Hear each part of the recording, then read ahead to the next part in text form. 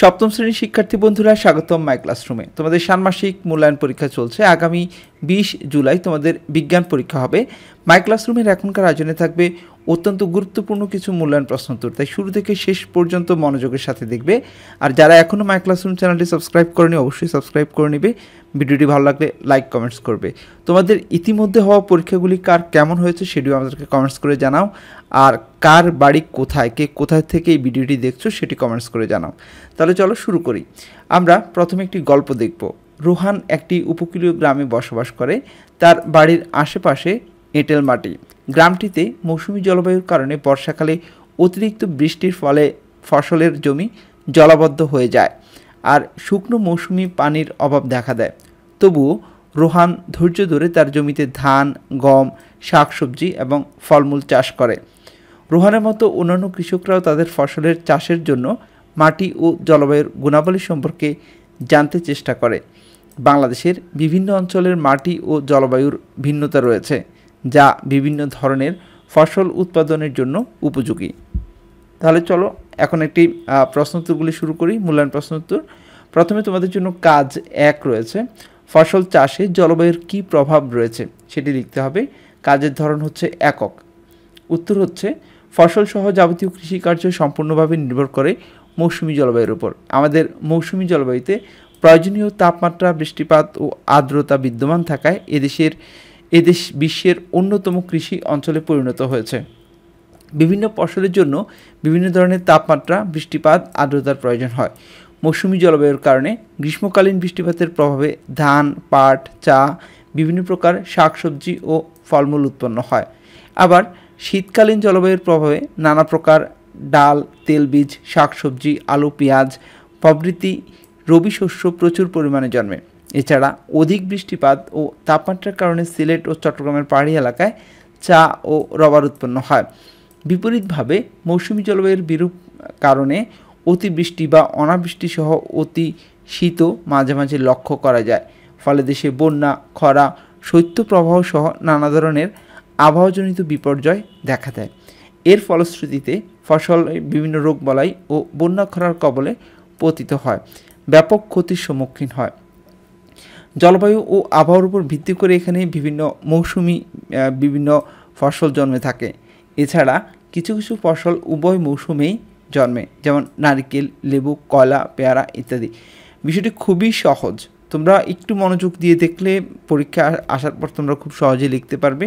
ফসল চাষে জলবায়ুর কী প্রভাব রয়েছে, তোমরা দেখলে যে বাংলাদেশে মৌসুমী জলবায়ু বিদ্যমান। ফসল চাষে এই মৌসুমী জলবায়ুর কী প্রভাব রয়েছে সেটি তোমরা এখানে দেখলে। পরবর্তী কাজটি হচ্ছে, এটি একটু জটিল কাজ। বিভিন্ন ধরনের মাটি সংগ্রহ করতে হবে।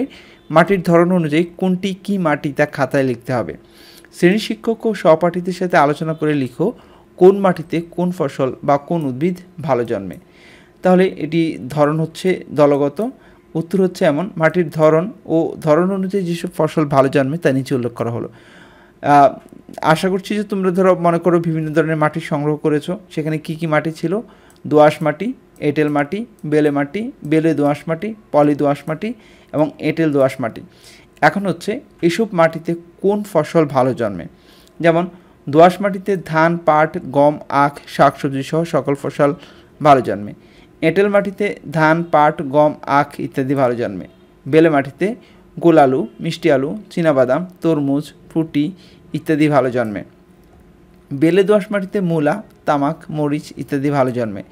পলি দোআঁশ মাটিতে ধান, পাট, গম, আখ ইত্যাদি ভালো জন্মে।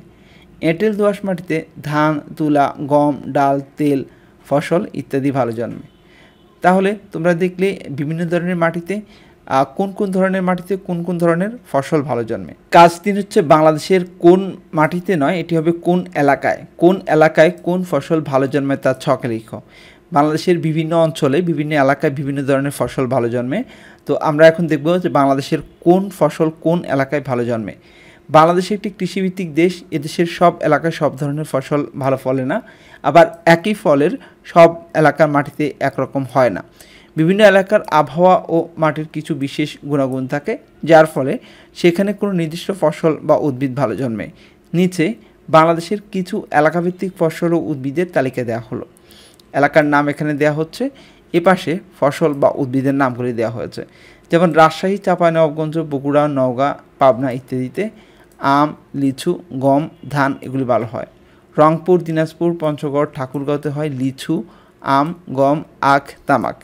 ময়মনসিংহ, জামালপুর, শেরপুর, নেত্রকোনা, টাঙ্গাইল, গাজীপুরে কাঁঠাল, আনারস, ধান।